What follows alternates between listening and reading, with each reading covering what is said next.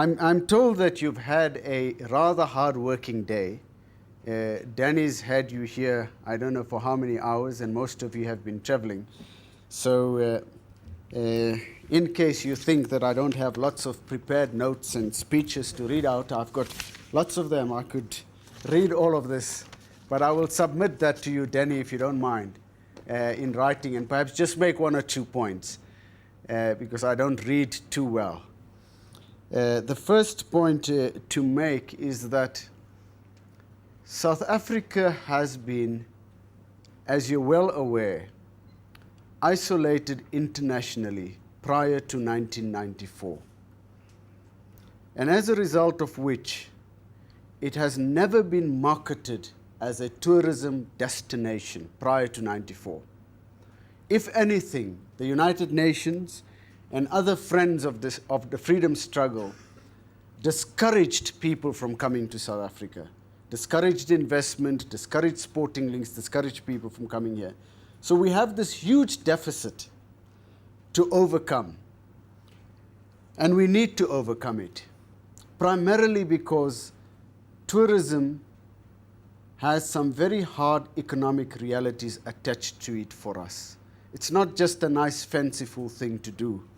The World Travel and Tourism Council, through a study, has found that in South Africa, for every 8 international visitors that we have, tourists that is, 1 permanent job is created in the economy. And for every 19 tourists that visit South Africa, 1 permanent job is created in the industry. And for a country that has still quite a high level of unemployment, this becomes absolutely important for us to prioritize as a sector in our economy. Tourism also has the potential of kickstarting the economy as a whole because of the massive spin-offs that it has into other sectors and other industries of our economy. So we've prioritized tourism as a country. And most tour operators around the world have said to me and others that South Africa is world tourism's best kept secret.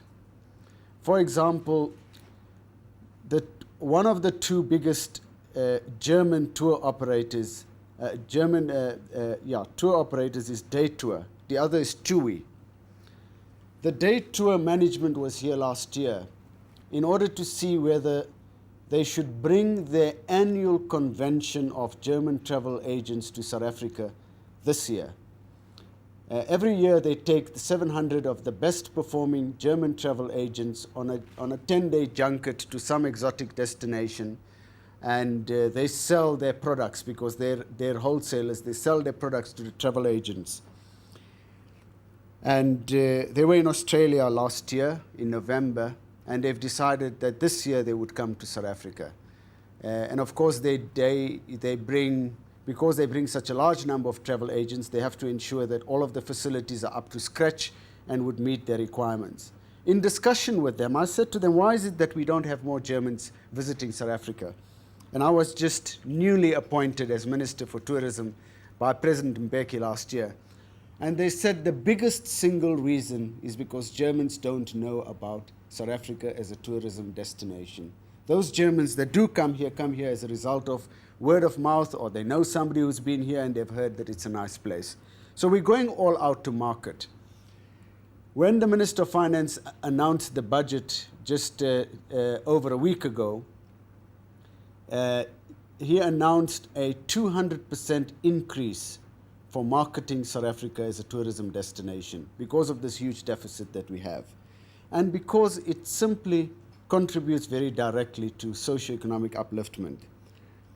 If we are awarded this bid, it will contribute phenomenally towards allowing us to take that leap in order to overcome the deficit that we've been suffering, because it would immediately put us into the minds of the football-loving and soccer-loving public around the world, and we would certainly be able to maximize the value for our country and our people for that.